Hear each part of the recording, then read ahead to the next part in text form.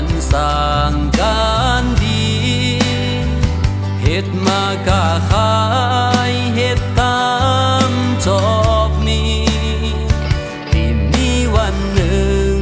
ทางนี้เป็นดีเกิดมาพินกุลในโลก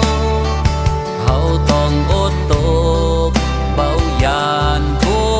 การลำบากเต้าได้เฮ็ดไปอย่าการ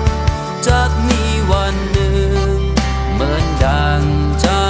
เฮาเกิดมาเพื่อหาเลี้ยงชีวิตหาดอยหากินตกเจ้าแรงง่ายต้องมีความหวังกำลังแห่งใจฮักมันเฮ็ดไปต่อสู้ชีวิตนี้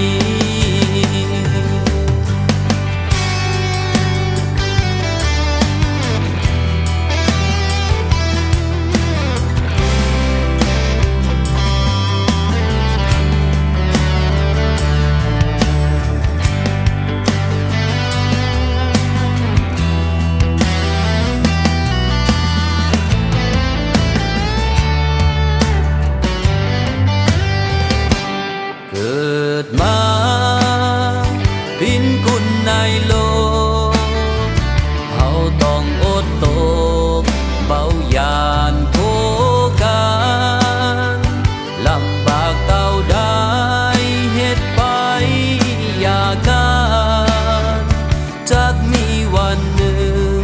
เหมือนดังใจเฮาเกิดมาเพื่อหาชีวิตหาดอยหากินตกเจ้าแรงง่ายต้องมีความหวังกำลังแห่งใจฮักมันเฮ็ดไปต่อสู้ชี